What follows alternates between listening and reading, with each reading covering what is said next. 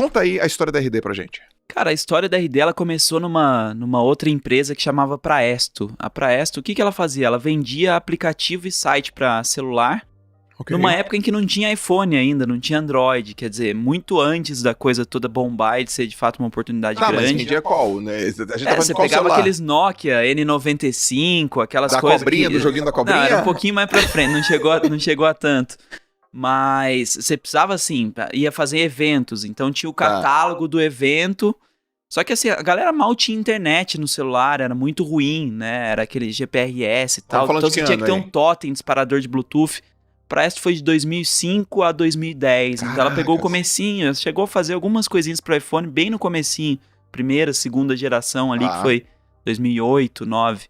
E na Praesto, o que aconteceu? Cara, uma empresa pequena em Floripa, de serviços. Numa época em que o mundo era muito menos conectado, então os grandes anunciantes, o pessoal estava em São Paulo, a gente lá meio isolado em Floripa, e um time pequeno, e falou, poxa, a gente precisa fazer as pessoas conhecerem isso aqui, a gente precisa fazer elas entenderem melhor de mobile marketing, e a Presto começou a trabalhar com conteúdo sobre mobile, sobre o mundo mobile. Então fazia campanhas, por exemplo, um mobile site por dia, ia apresentando para a galera descobrir que existia isso, que era algo que fazia sentido olhar mais fundo e tal.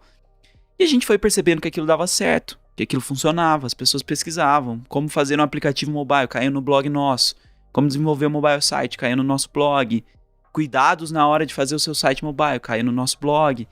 E aí a gente falou, cara, tem uma coisa que funciona bem, só que ao mesmo tempo, não é muito fácil de fazer. Você precisa de uma ferramenta para otimizar o Google, outra para fazer relatório, e as duas não se conversam, e a outra para mandar e-mail. Então, a gente tinha desenvolvedores, era um time técnico, a gente conseguia na gambiarra fazer funcionar. Mas a gente começou a olhar para o mercado e falar, as pequenas e médias do Brasil, elas não têm ideia do que deve ser feito, elas não conhecem metodologia, mesmo que conhecessem, elas não têm capacidade de implementação. Perfeito. Não tem time de tecnologia, não tem gente para criar landing page, para otimizar o site, para mandar um e-mail adequado. Então, naquele momento, a publicidade para uma pequena e média era ou coisa muito simples, tipo um panfletinho na rua, alguma coisa assim, ou não fazia, né? Elas pensavam, agência é coisa de empresa grande, é outro contexto.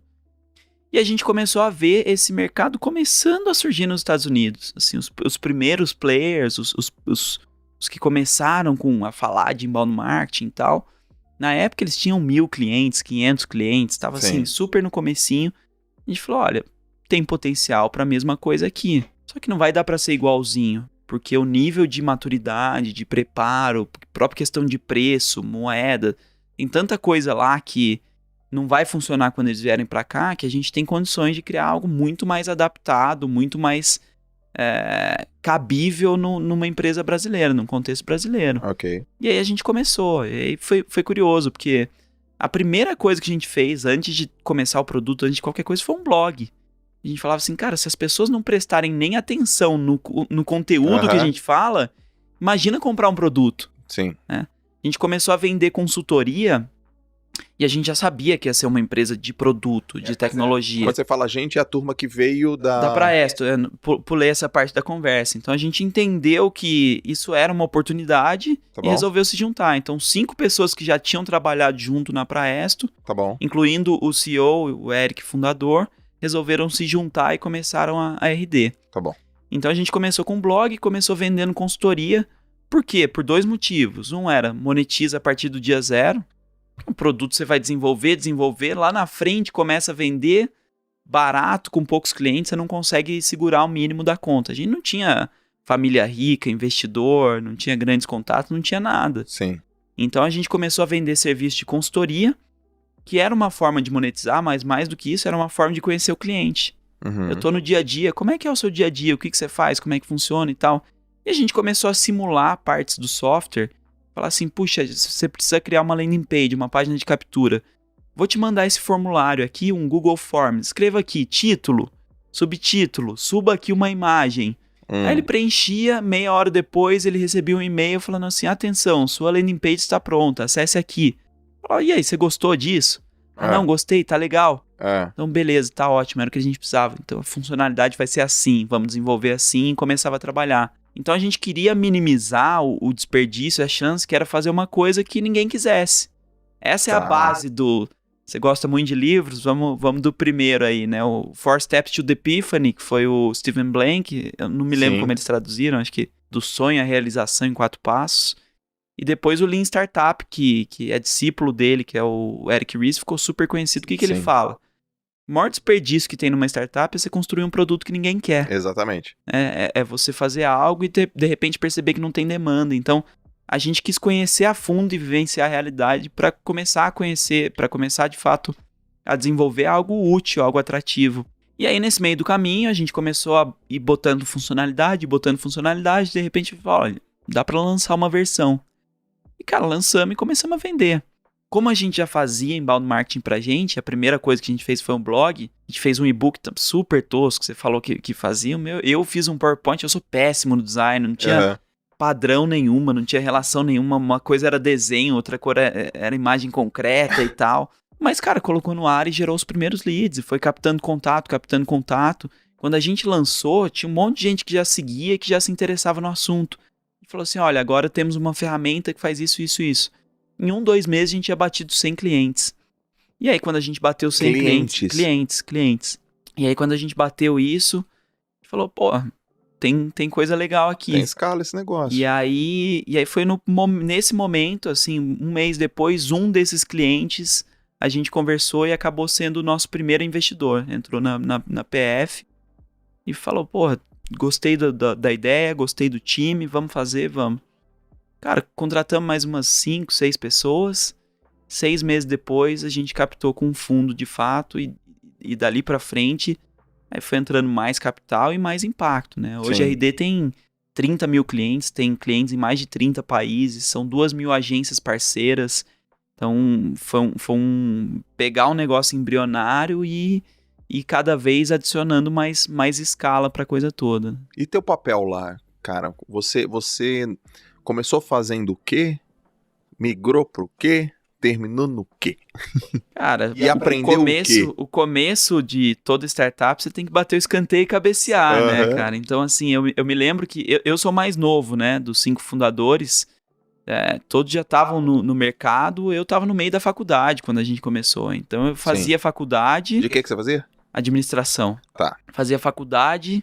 Fazia marketing, fazia um pouquinho de atendimento e um pouquinho de vendas. Marketing era o meu core. Tá. E foi praticamente toda a trajetória. Tá? Então, eu toquei em marketing por quase 8... Foram 8 anos no final das contas. Então, todo esse processo de produção de conteúdo, depois a gente começou a trabalhar com campanha de anúncio, depois com evento, depois... Falo muito disso no livro, né? Mas o ponto pra gente, a gente foi empilhando práticas. E a soma dessas práticas começa a ficar poderosa. Então, começou só com conteúdo, de repente conteúdo e automação de marketing, de repente conteúdo e automação de marketing, um SEO melhor, de repente um pouquinho de anúncio no Facebook, de repente um pouco mais de anúncio no Google. Aí agora vamos botar um programa de parceiros, as agências começando a vender. Agora a gente vai trabalhar com eventos. E aí cada uma dessas coisas foi crescendo e a soma, ela causa um impacto incrível. Sim. Porque uma coisa é assim, poxa, a gente vai, bate um papo, falou da RD. Aí você entra no site meia boca, redes sociais mais ou menos. Agora você fala, entrou lá, rede social é legal, você começa a seguir. Aí você vê o anúncio do evento, vai no evento, fica impactado.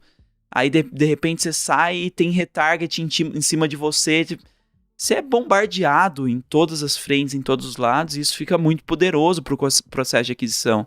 Mais do que isso, cria uma barreira, porque como é que você consegue copiar isso? Sim. Alguém novo entra, ele consegue fazer uma coisa igual a você. Mas ele consegue fazer 2, mas ele combinar 10, não é que ele não consegue, mas leva tempo. Sim. Né? E aí, esse é o lado bom de você ter plantado essa sementinha 10 anos lá atrás. A gente teve tempo para maturar, para amadurecer isso. Uma das perguntas que eu mais recebo é: qual que foi o momento da virada da RD? Qual que foi o ponto-chave? Eu não consigo pensar num momento da virada e num ponto-chave. Assim, eu assisti uma palestra do Guga Kirten no Day One. A gente já levou o Guga, inclusive, no Summit. Mas o Day One da Endeavor, ele fala sobre o dia 1, né? Os empreendedores falando sobre o dia que dali tudo virou. E o que o Guga falou, eu concordo 100%. Day one é todo dia, cara. É todo dia. É todo dia. Todo dia é o dia de chegar, de pensar o que tá ruim, fazer melhor, fazer diferente. E o nosso crescimento, ele é trabalho de formiguinha. Um pouquinho melhor todo dia. Como é que a gente é muito bom em identificar o que tá com problema agora, quem que são os melhores do mundo em cima disso, como é que a gente aprende com eles, como é que a gente implementa e faz ficar melhor. E isso foi o mantra da RD por muito tempo. Uhum. E aí você tem alguns marcos. Pô, fazer o evento com muita gente é legal. Mudar de estrutura, quando a gente pegou um prédio próprio só pra gente, que não era uma salinha menor, alguma coisa assim. São marcos legais, mas não foi isso que virou. Sim. O que virou é entrar duro todo dia, cara. Assim, foram 10 anos pra mim, e os caras continuam lá, né? Uhum. Eu que saí do dia a dia. 10 anos muito pesados, muito duros, muito intensos. Hoje você não tem mais nenhuma participação lá? Eu tenho uma participaçãozinha pequena, eu ainda faço também algumas mentorias para líderes de marketing que estão lá, para algumas partes da operação, mas eu não tenho mais um cargo formal, uma participação ativa.